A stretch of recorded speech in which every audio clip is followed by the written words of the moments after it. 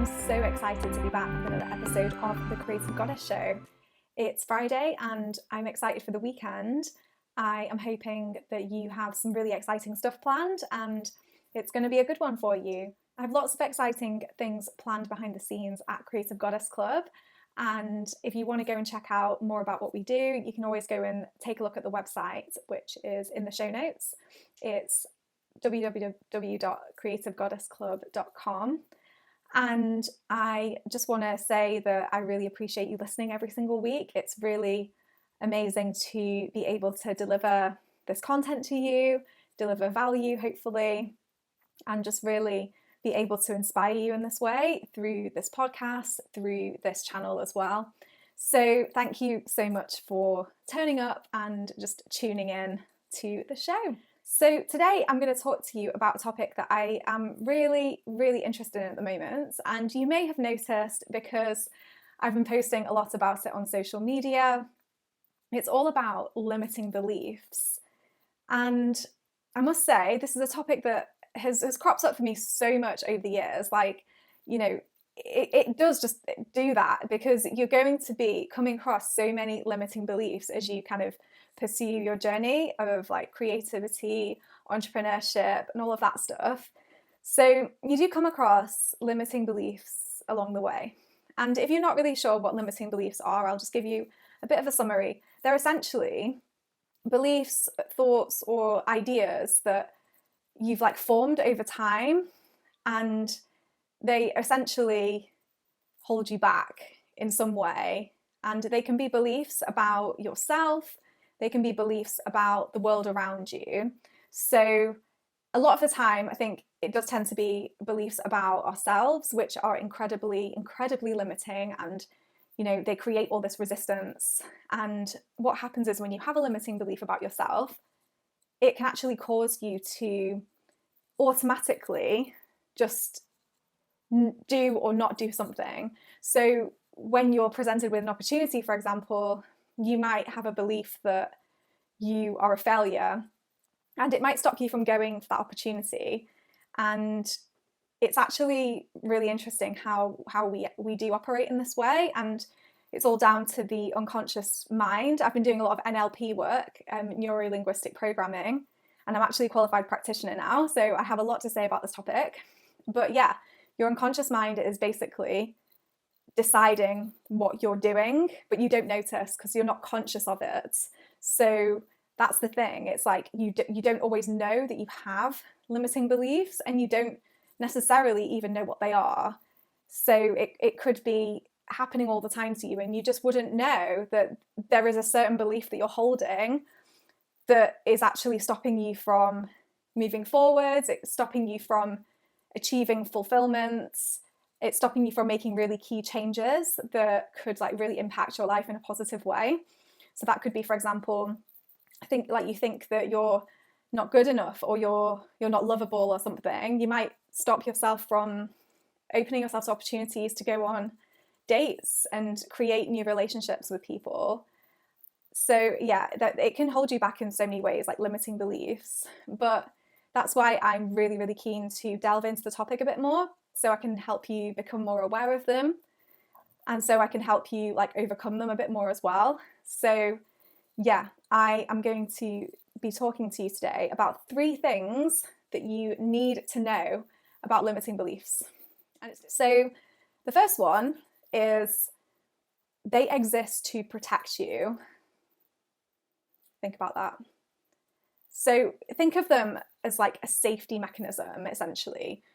They are there to stop you from getting hurt, essentially. So if you have had an experience in the past that was traumatic in any way whatsoever, it doesn't have to be a big event. It could be a small event that you might not have even noticed affected you in such a way, but you got hurt in that process. And the limiting belief now exists to prove to you that that is true about you. So for example, when you were younger, you might have gone on stage and you might have forgotten your lines in a play or something. You might have had a sense of like not feeling like you were good enough.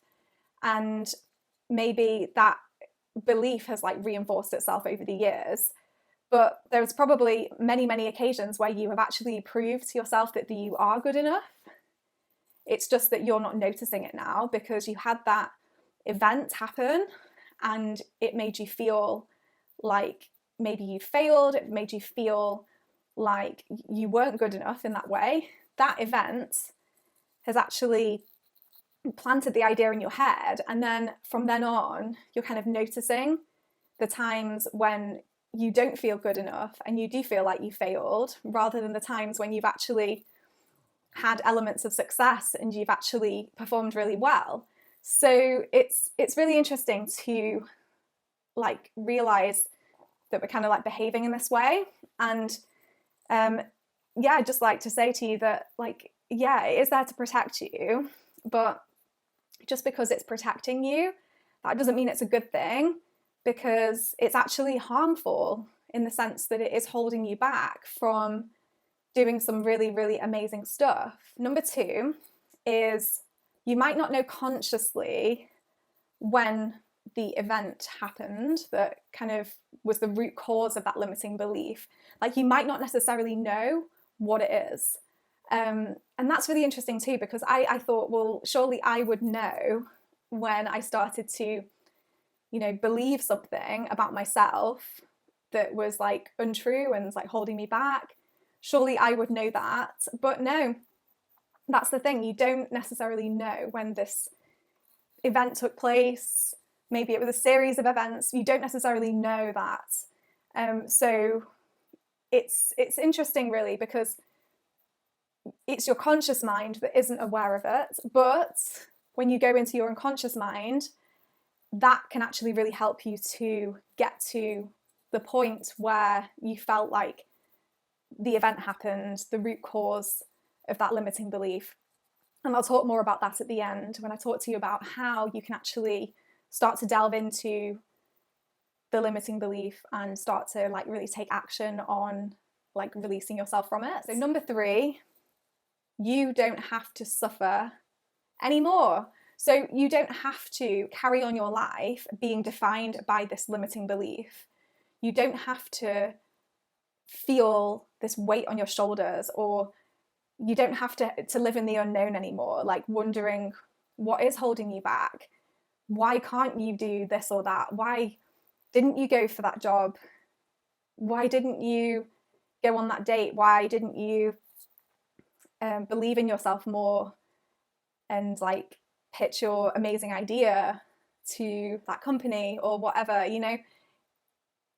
You don't have to sit around wondering anymore why you're doing that, what is holding you back, because there are ways to work on your limiting beliefs, to really start to overcome them.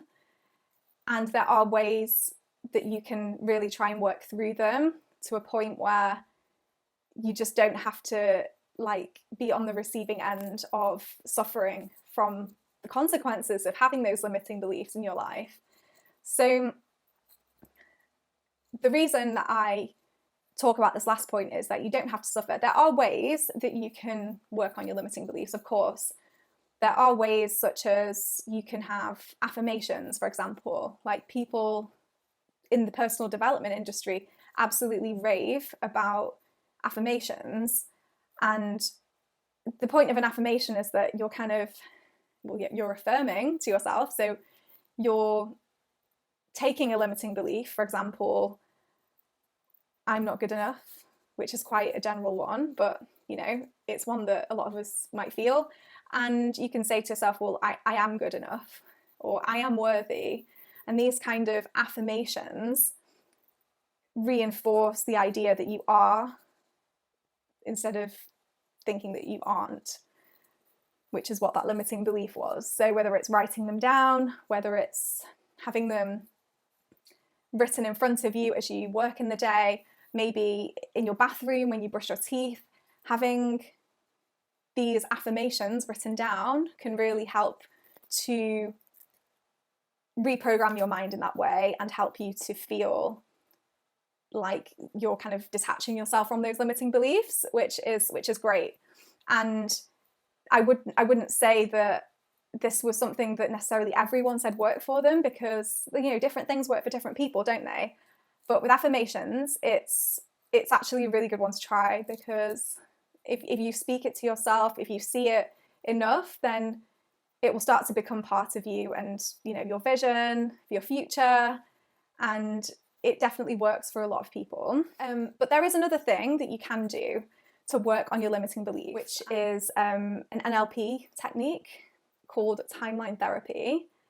And it can be done by qualified NLP practitioners, like myself now.